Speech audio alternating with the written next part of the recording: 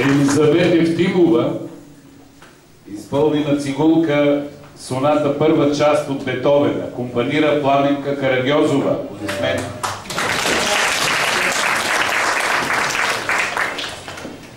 Организационният комитет по провеждането на литературните дни Южна пролет Хасково удостоява с парична награда от 500 лева статуетка и златния знак Хасково другаря Янаки Петров за издадена най-хубава първа книга през 1978 година за стихосбирката Зимна птица.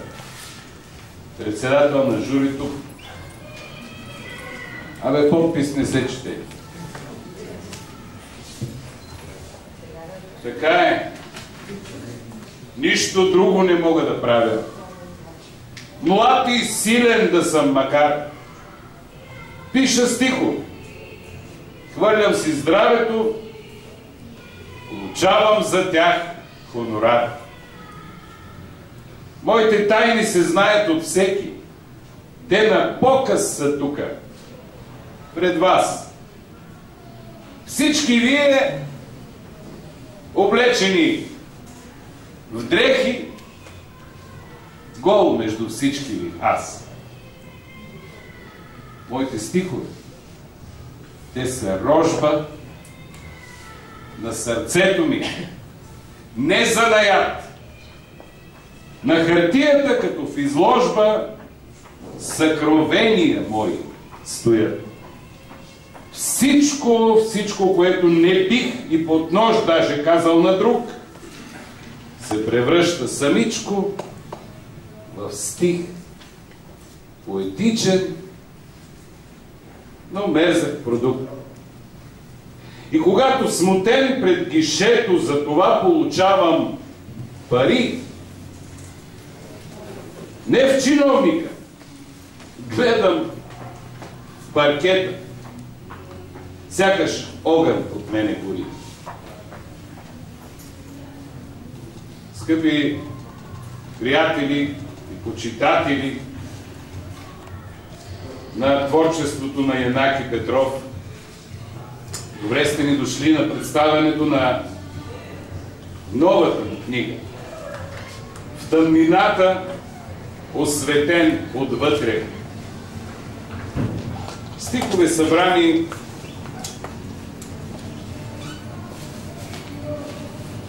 и издадени от издателство Балтика 2002 Бургас с подкрепата на община Бургас.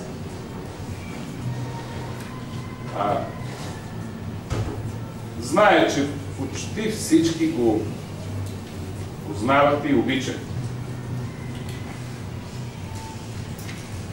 Живеем в радост, в мъка, в грях.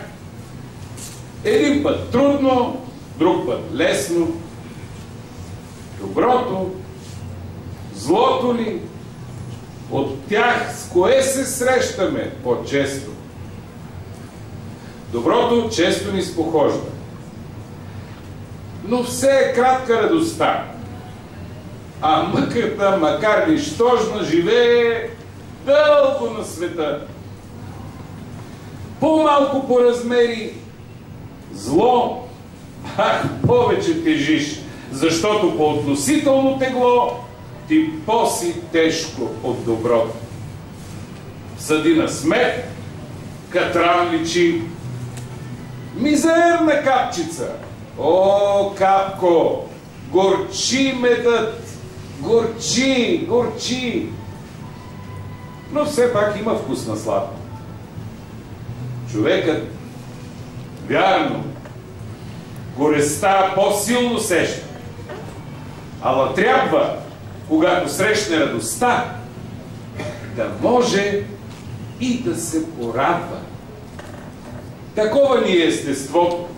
От памти века е така. С доброто зло. И зло с доброто.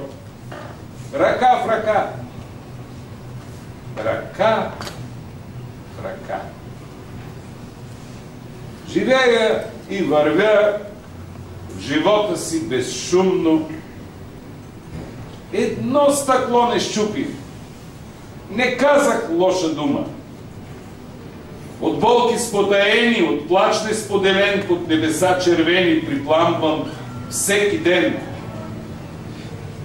Първото момиче не знай все още, че безумно го обичаше най-тихото момче. Все ме тревожат мисли, желания, съдба. Мен слънце ще ме плисне и аз ще изгоря.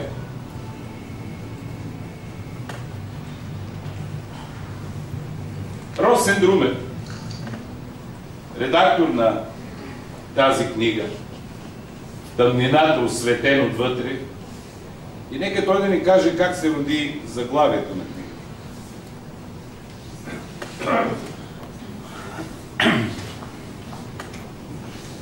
Заглавието на книгата го изведах от едно от трестишията, което е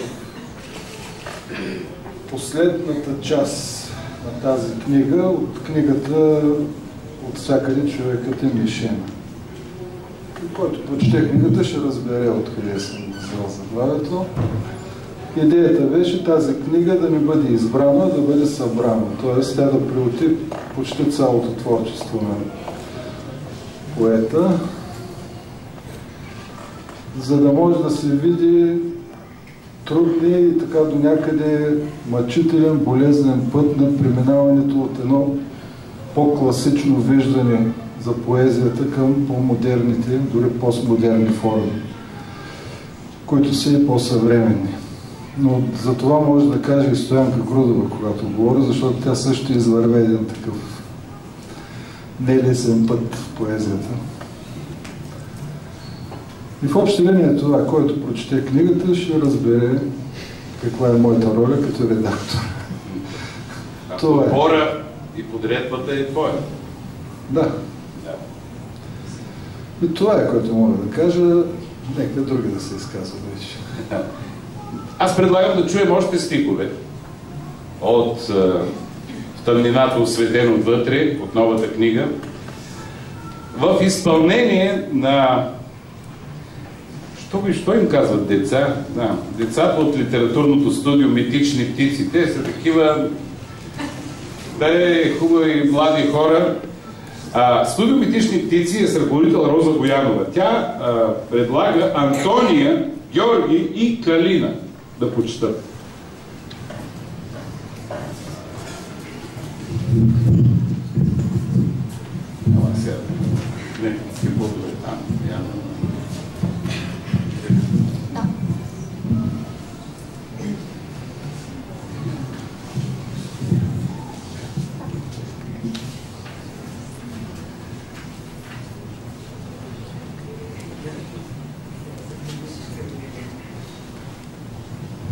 Стихове от книгата "Зимна птица", Врабеец.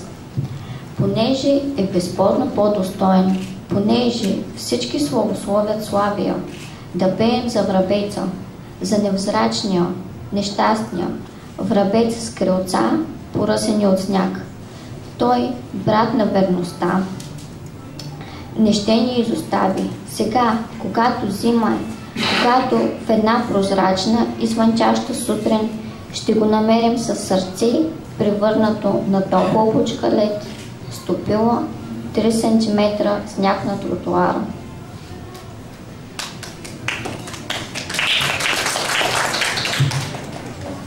Меч.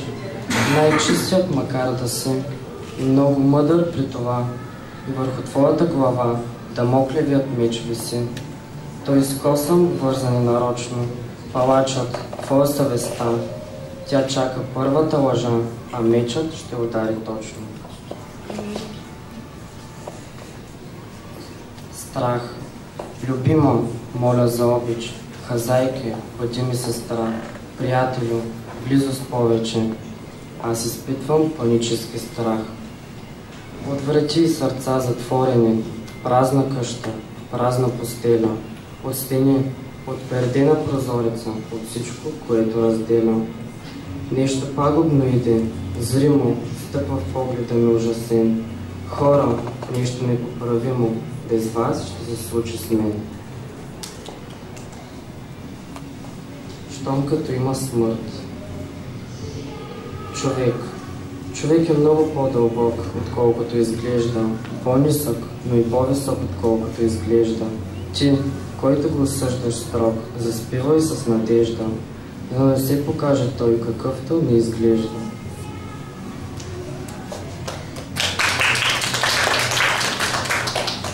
Истина. Да, ти си принципен и честен. За истината влизаш в ада. Това е хубаво, тъй трябва. За истината и наклада. Но що е истина, ти питай и се измъчвай без пощада, че сляпа е онази истина, която над невинен пада. Порцелановият глобус миниатюри. Няма предисторически епохи, има само непознато за историята време. Границата между мъдростта и глупостта има най-много нарушители. Има изключителни мислители, но няма неограничени умове.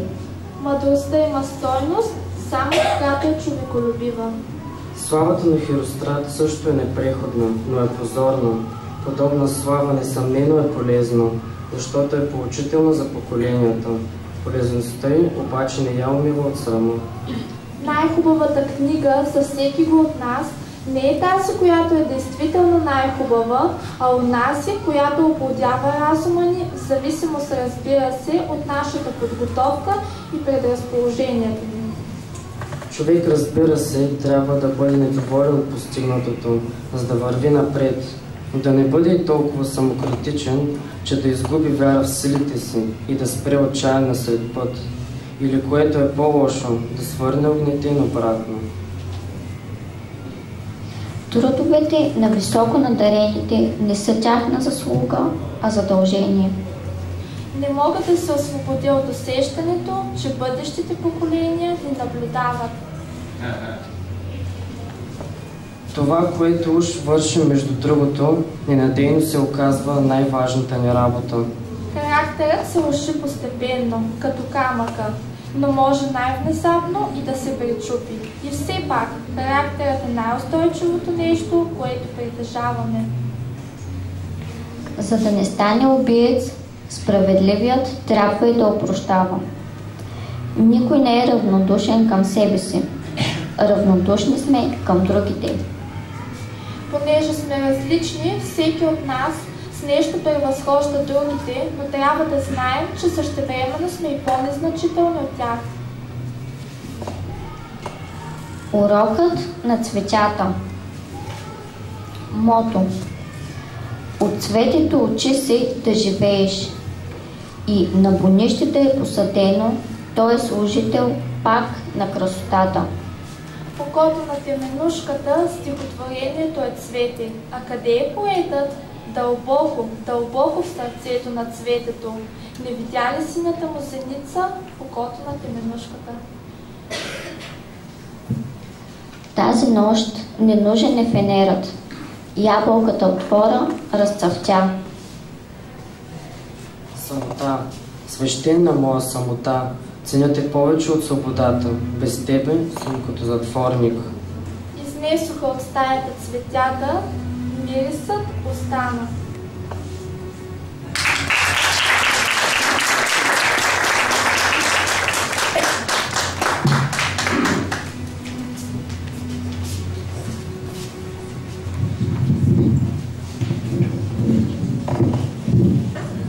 Говори геният, изнемощял на глухи, но бъдещите векове на пръсти слушат. Интересно в Бургас, че много често стават едновременно няколко културни събития. В момента на външната сцена на Охлюва тече един купон. Сега, но аз ви предлагам с изпълнението Адажи от Вагнер, Иван Петров кларинет и на пианото Пенка Нейчева да заглуши малко външната музика.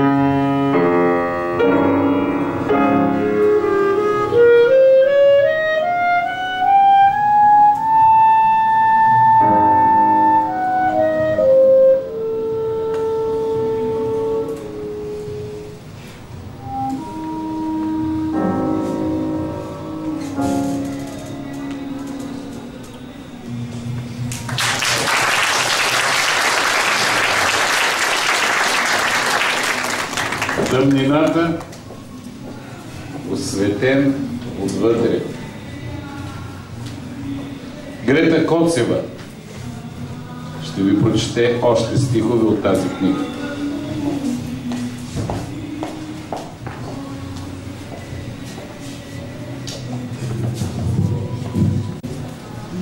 Квартира. Студенти сме. Живеем тук под наем в 2 стаи, преградени с талашит.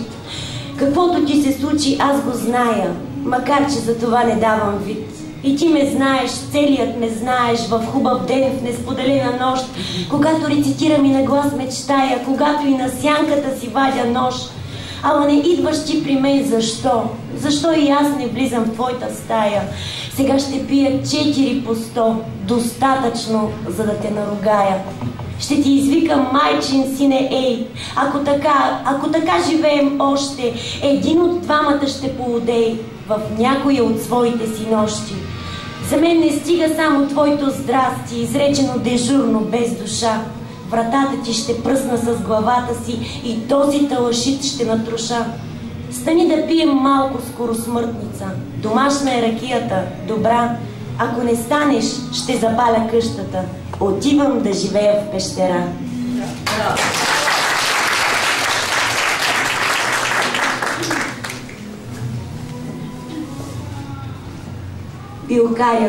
Билкарят слиза от планината, задяна от торбата с надеждите. Не е ли знамение? Планината не слезе при Мохамед, но върви след билкаря по градските улици. На площада го чакат ранените ангели. Да, той е спасителят. Сякаш слиза от самото небе. Сънувах, че съм цвете. Събудих се разочарован. Какво ли сънуват цветята? Какво ли сънуват цветята, когато заспят? Запазват ли спомен за нас? Разбрах по очите му. Това цвете ме е сънувало, но не иска да каже как. Приятели, с божура можем да му дръпнем и по чаша вино с това премръзнало копиче, глътка чай. Луковици в пръста, спящи красавици. Любов, разцъфна сянката ми като мина тя, изгърчи се като отмина.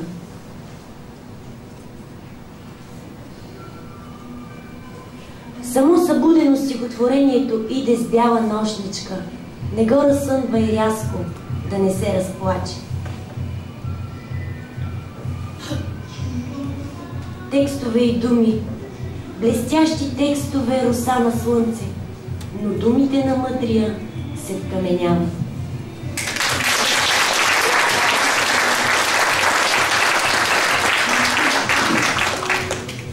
Дарбали вече знае какво е това. Диагноза. Манол Манолов има много интересни спомени от приятелството с Янаки. Заповядай да разкажеш. Аз ще споделя с вас как се запознах с Янаки Петров. Преди много години в Черноморски фронт още беше, през сряда се публикуваха стихотворения. А в петък, в смяна, публикуваха младежки стихотворения, представяния и там в един петъчен брой отивахме на работа в нефтозавода. Аз го купих и бяха стихотворенията на Янаки Петров, Меч, ето го прочети Георги, и Голямо Буково, бяло, там, когато дете става дума накрая, че в родното си село то отива с открит лист. Имаше такъв период в българската история. За да отидеш до границата там, макар и да се роден там, искаше със специален открит лист. И едно момиче, една Станка, видя вестника и каза: това е братовчет. Как Янаки братовчет, не е братовчет, не. Но запознаеш ли с него? Що запознае? Значи това е било 72 година.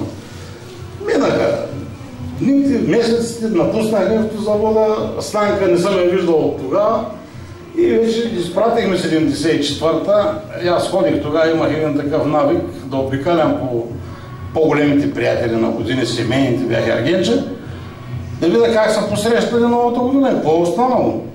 И си правихме така един допълнителен празник. И отидах в Коле, вече 75-та година в началото. И пиваме си винце, говорим си, правим планове, изведнъж някой позвани, скочи Мария, отиде, отвори, чуса гласи, Коле вика, Янаки вика. Бе, аз 3 години ме запознават с него. И там вече се запознахме. Сето и той като идваше в Бургас, винаги се намирах в Малина и нищехме надълго и на широко. Един ден, ето и време беше, пролетно време, защото марулите бяха изпояли. Седим в Малина, пием кафе, броим си стотинките и той вика, имате ли радио? Викам, имам. Що? Днеска, вика, ще ми излъчват едни стихотворения по радиото. Ако нямаш нищо против да отидем във вас, ако е удобно и да ги чуем. Айде бе, човек, отиваме. Так му викаме една дамаджана вино. А не, вино ми е ракия. Викам, по-добре, ко сме се замъчили за тия кафета тук. Ти дай ми до къщи, тук в центъра на Трайкитанджа. Направих един леген салат. Аз марули в двора имаше колкото си искаш. И се започна една ракия с големи поети. 2 ракии, гени и така нататък. По едно време една вика, колко страна часа? Ами колко? Викам 10 половина на вечерта. Ма ти вика стиховете, трябваше в 8 часа да ги излъчат. Викам, кажи ми ги сега, да знам. Каза ми стиховете и тогава слушателите на българското радио, не знам какво са чули, но аз стигнах така, разбрах, че Янаки много добре рецитира своите стихове. Когато се върна вече в Бургас, той беше един от най-съвестните редактори, които познавам. Всяка дума я оглеждаше и намираше точно подходящото място. Даже има една книга, той Гарненца и капак, детска книга, заглавието му го предложих аз и той го прие и ми обеща, че когато аз тръгна да издавам книга, той ще ми върне едно заглавие. Живота обаче не пожелава да се случи. И там горе той ми е длъжник и когато отида при него, първото нещо, което си поискам, ще бъде заглавието. Браво!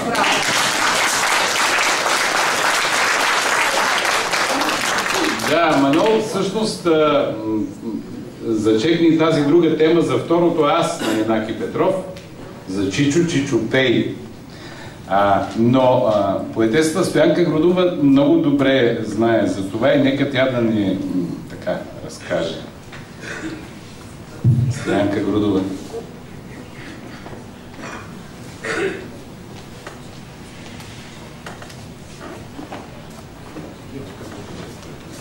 Добре. Аз трудно говоря, предпочетох да си напиша нещата, за да ги събера, защото те са много и доста малко съм казала, но дано тук е да кажа най-важното. Думи за поета Янаки Петров. Каквото и да кажа за живота на Янаки Петров, ще засегна неизбежно стиховете му. Каквото и да прочета от стиховете му, неизбежно ще засегна живота му. Живот и поезия при него почти са се слели. Той е автентичен поет и това е най-важното и първото, което бих искала да кажа за Янаки. Защото познавам живота му по-близо, мога да твърдя със сигурност, че той постигаше истинност на словото. Такава, каквато търсеше и откриваше в поетите, които обичаше и ценеше. Атанас Далчев, Александър Геров, Андрей Германов, Борис Христов, Иван Цанев. Литературата беше неговият живот. Той друго не умееше да прави, освен да пише. Вече беше цитирано стихотворението, аз бих го казала отново, защото многократно сме разисквали и съм се чудила защо той казва точно това. Вече знам. Нищо друго не мога да правя. Млад и силен да съм макар. Пиша стихове, хвърлям се здравето, получавам за тях хонорар. Но писането му не беше развлечение, а безпощаден публичен самоанализ и самопризнание. Моите тайни се знаят от всеки. Те на показ са тук пред вас. Всички вие, облечени в дрехи, гол между всичките аз. Второто важно нещо, което го характеризираше като поет, беше съзнанието му за творческа мисия. Той беше в социално-философската традиция на българската поезия и смяташе, че поетът не може да си играе с думите. Неговата длъжност е хирургически точно да разкрива тайните на човешката природа и да търси законите, които движат света към съвършенство. И всичко това с цената на целия собствен живот, отдаден на постоянно нравствено будуване под камшика на съвестта. Всички останали личностни прояви на Янаки са функция на това негово съзнание за висока отговорност на литературния творец пред историята. Именно това съзнание успя да го подготви за драматичните вътрешни трансформации, които го изтласкаха на гребена на политическите събития около 10 ноември. Тогава той трябваше да защити с общественото си поведение човешкия идеал, за който претендираше и към който се стремеше в поетическото си житие. И го направи наистина с цената на живота си. Идеалистът Янаки беше горд със саможертвата си, но какво честно самопризнание направи той по този повод в последната си книга. Глупаво нещо е гордостта, но ми я дал Бог. Затова си я нося като разпятие. Стискам зъби и крача изправен, преметкам през рамо червата си. Аз съм толкова тежко ранен, че ни иде да лазя, додето своите рани в кълта угася. Времето беше сложно, противоречията повсеместни, главите размътени, сърцата болни. Колко ли бяха хората, които можаха да разберат какво и защо се случи с него? От дистанцията на времето мога да кажа, че Янаки оправда един свой собствен поетичен завет. Заветът за духовното преобращение. Понеже нямаш пълномощия в кървящите им рани да надничаш, ти другите ги остави. Но себе си до край преобръщай от цветето на детството минало до цветето усъмнало на твоя гроб. Това направи той, оправда поезията с живота си. И сега, когато го чета, разбирам, че дори най-близките до него не сме могли до край да оценим дълбочината и сериозността на неговите търсения и прозрения. Обичахме го, да. Подкрепяхме го, да. Черпехме се, четяхме, спорехме, карахме се, споделяхме, мечтаехме, но не сме могли да угасим пожара в неговата глава. Сега напълно става ясен смисълът на кратката молитва. Измълния да е, но ме помилвай, Боже. Голяма болка, непоносимо напрежение на сетивата и ума. Обаче, точно този череп в тъмнината винаги е бил осветен отвътре с духовното озарение на красотата и обичта. Най-хубавата странност на Янаки беше, че е способен да се пречиства чрез стиховете. Като си помисля, наистина не мога да открия в нито едно негово стихотворение озлостена мисъл или омразно чувство. Не случайно цветето у него е образ емблема на най-доброто в света. Урокът на цветята е възможно най-етичната книга, която може да се напише във време като нашето. Стихотворение.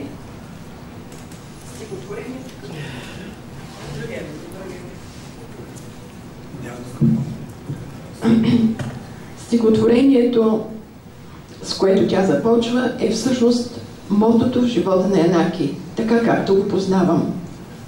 Също беше цитирано вече: от цветето учи се да живееш. И на бонище да е посадено, той е служител пак на красотата. Какво да кажа? Подписвам се под уверението, че са истина всички негови твърдения, свързани с отношението му към цветята.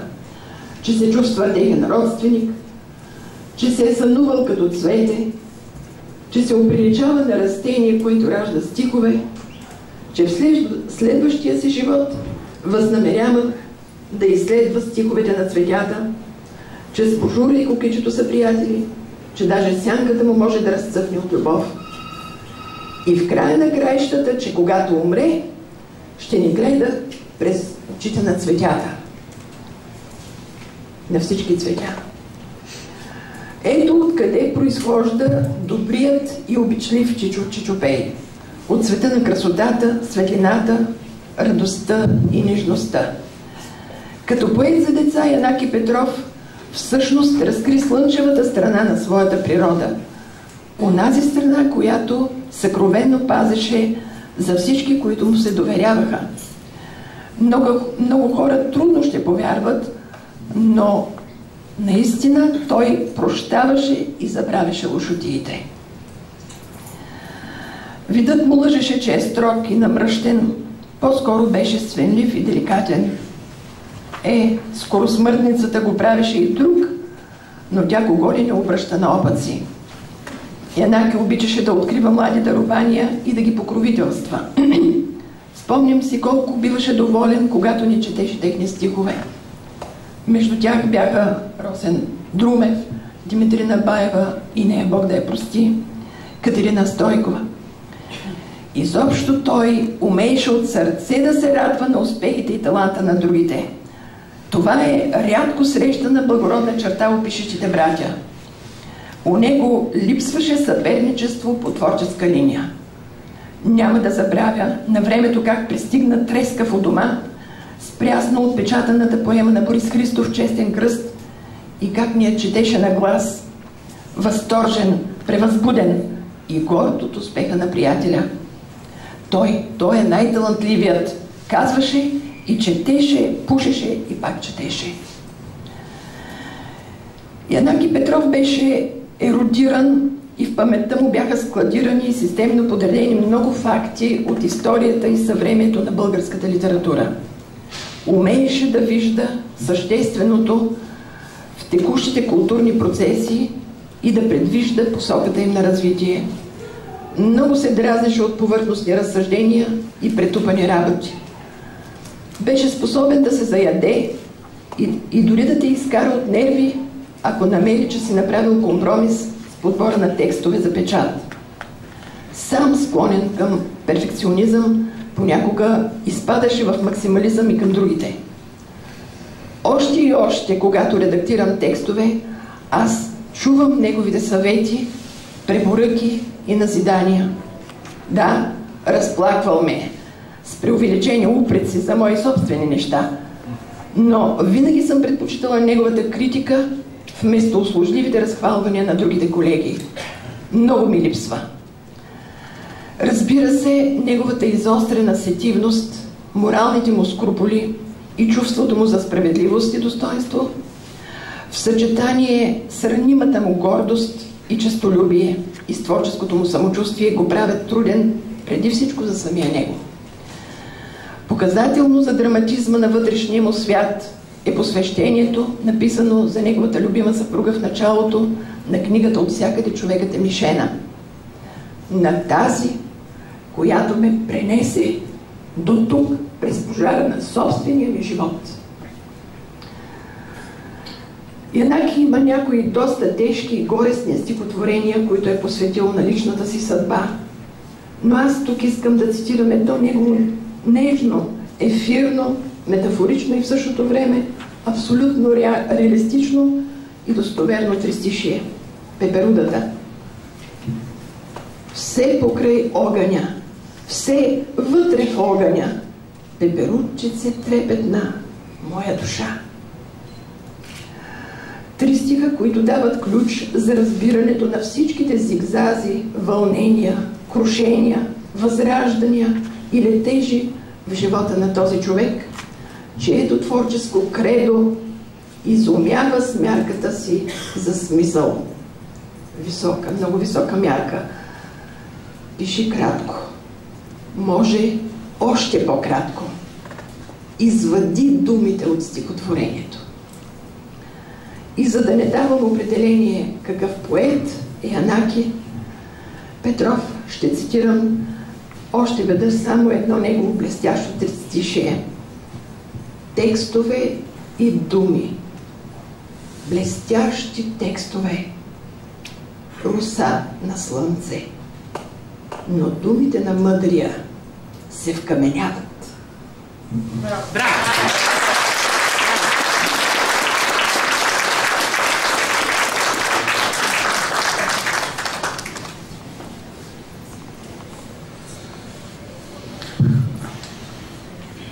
Струва ми се, че след тези думи на Стоянка Рудова е добре да чуем Станислав Караманов с признание на Панчо Владигеров.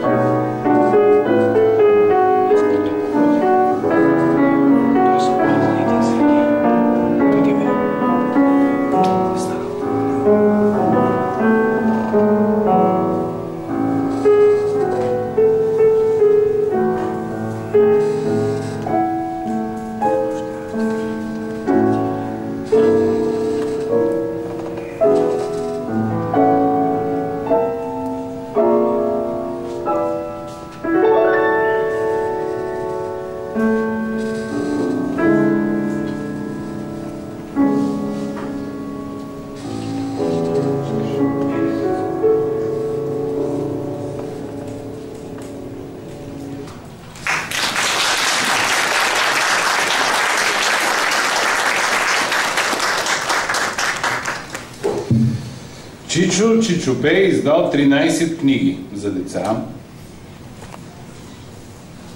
Между тях и Гърней Похлупак. А сега Михаела Нанева ще прочете свои любими детски стихотворения от Чичо Чичопей.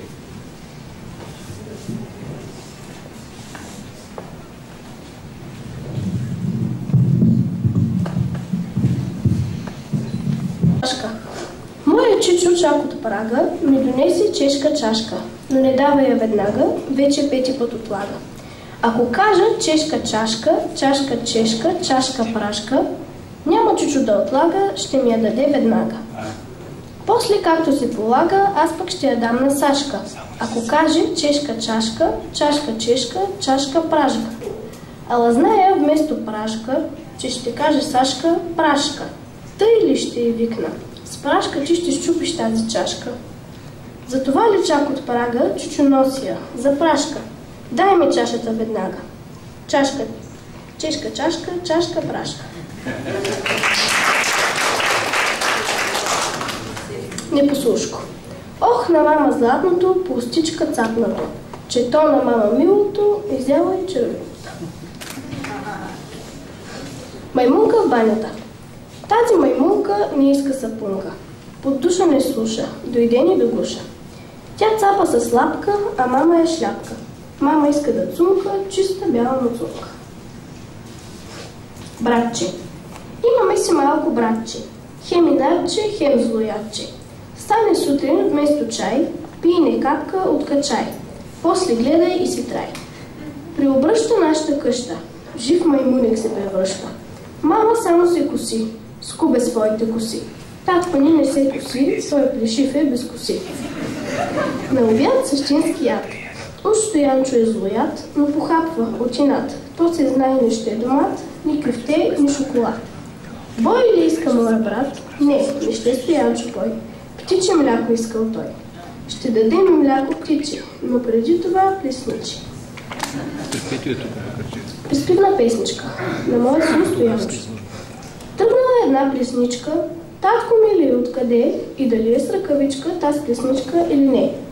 Откъде и как не зная, синко миличък, но знам, обикаля и ще дойде тя насам. А какво ще търсиш тука? Непослушковците ли, дето майките ядосват и бащите си, нали? Тези, дето не заспиват и разпитват до среднощ. През главица се завивай и заспивай, лека нощ. Значи ходи тази плесничка и потропва, троп. Щом си умен разбери, че тя е в татковия джоб. Слънчоглед и слънце. Слънчо гледа, грейна от небето. Слънчо гледа, цъфнаме в полето. Слънчо гледа, слънце сред полето. Слънчо глед в небето. Себе си ли слънчо гледа или гледа слънчо гледа? Себе си ли слънчо гледа или слънчо гледа? Слънчо гледа.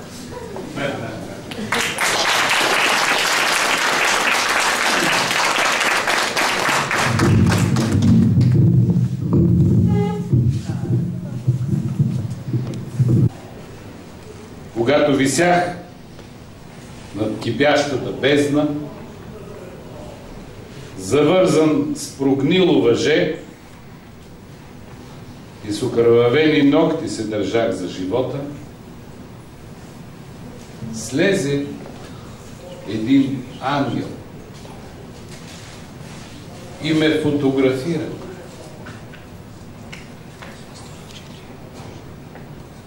По нашия сценарий няма други изказващи се, но микрофонът е за вас. Ако някой иска да добави нещо, да каже за Янаки, микрофонът е ваш. Заповядайте. Иска ли някой нещо да допълни, да сподели, да каже? Не се притеснявайте, няма хонорар.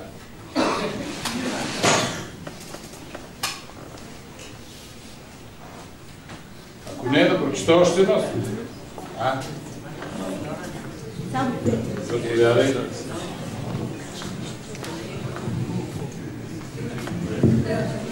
Не съм весел човек, няма да бъда за сега. Искам само да си припомня нещо и да ви го разкажа. Сутрин рано, когато отивах към пощата, беше отворена вратата на Христофотевата канцелария. Като минавах, той ме извика. Ела. Ти защо не идваш тук? Тук е твоя дом. Викам, защото много пуши. Да, ма ти няма да идваш след обед, когато става димната завеса, а ще идваш сутрин към 10 часа. Добре, викам, ще идвам. Влиза един човек вътре и го пита. Христо, вижда ли си Янаки Петров? Много ми трябва. Янаки ли? Току-що сте изтърпали към редакцията. Образът е описан физически.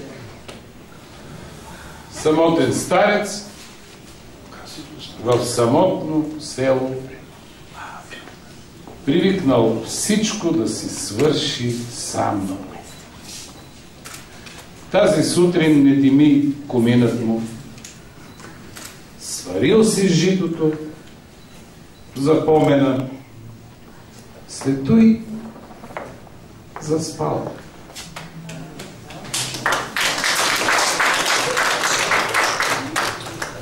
Дора Петрова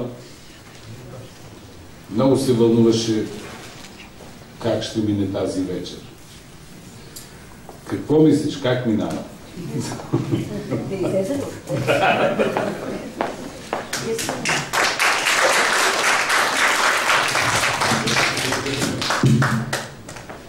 Приятели,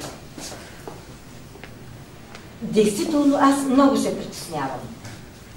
Първо, не очаквах, че толкова много народ помни Янаки и ще уважи тази вечер със съставяне на новата му книга.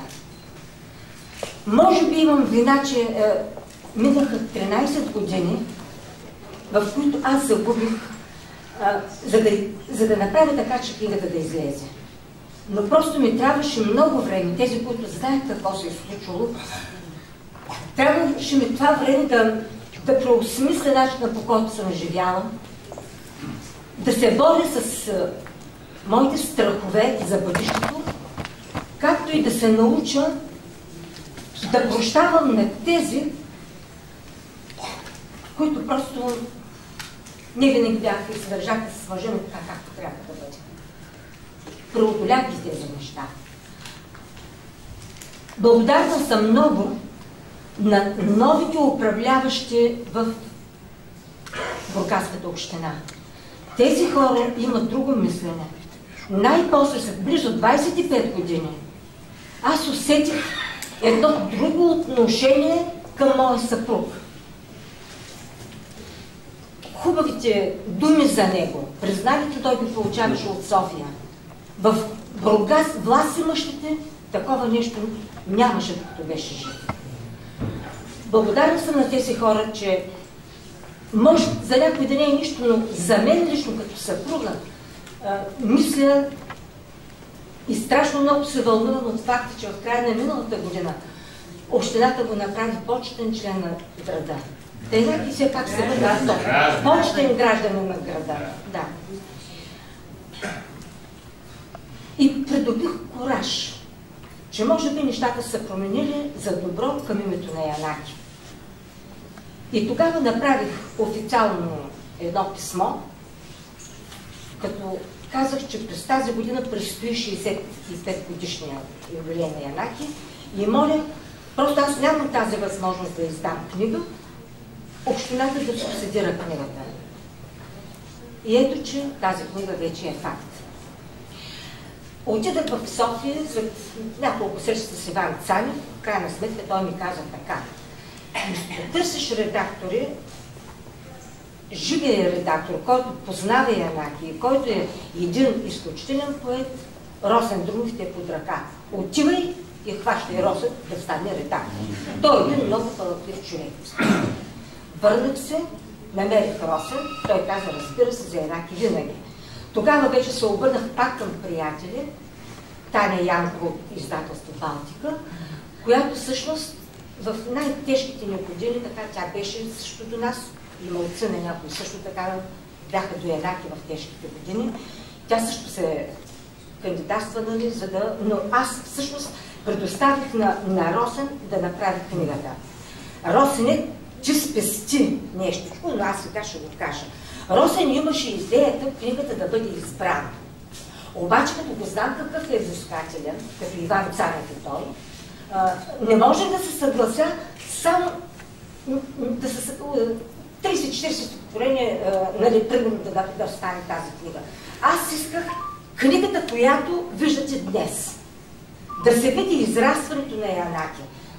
Живота му какъв е? Живота му е между кориците на тази книга. И доста поспорихме с Росен и в крайна сметка се получи този продукт. Благодаря много с тази солидарност, благодаря на Мария, която с нейният професионализъм направи този вид на книгата, външното оформление. Също на Росен дължа, в един от циклите търсихме графика. Той има един познат художник, Румен Станков, приятел, но аз се обадих на Румен, просто не исках през главата му да слагаме графиката. Човекът с най-голямо удоволствие каза, разбира се, след като сте избрали, поставете. Това е тук, нали, историята на тази книга. Янаки си е свършил работата. За съжаление, много рано е свършил своята работа. Предстои моята работа.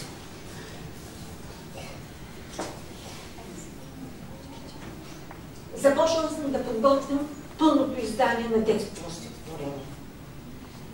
Знам, че пак ще се появи някъде някой, който ще поеме да издаваме детските стихчета, които вие разбрахте какви са неговите стихотворения. Предстои, след като от социалните разбраха, че издаваме тази книга, февруари месец не се обадиха, те искат да правят избрано. Почувствах се малко виновна пред Росен, но в крайна сметка аз се съгласих. Защото книгата, която исках да видя, тя вече е готова. И сега очакваме от София, от едно издателство, да издадат, нали, избрано на Янаки. В същото време смятам, че ще подредят нещата и с детските стихотворения. Много ви благодаря за това уважение, което направите. Аз съм сигурна, че Янаки е щастлив и по някакъв начин той участва тук с нас, пък и след като я се държа като бял човек на нева, значи всичко е наред. Янаки също е благодарен и може би вече ще ме оставя тук, да мога сама да продължа, защото той до този момент, в тези 13 години аз го усещам точно до себе си. Аз просто всяка дума, която трябваше да кажа, всяка стъпка, която трябваше да направя, аз се съобразявам. Ами ако той ето, дали той така щеше да постъпи? Може би сега ще има малко повече свобода. Много ви благодаря.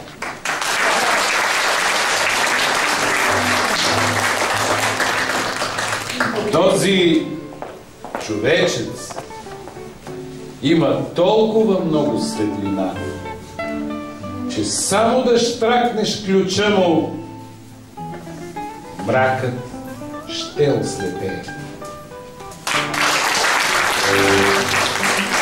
Нека да благодарим и на Културен център Морско казино, който винаги откликва на такива прекрасни отбелязвания на книги. Днес е на промоционална цена книгата, без ДДС, имайте предвид. Така че купете книга и нека да се почерпим. Благодаря на всички, които уважиха тази премиера.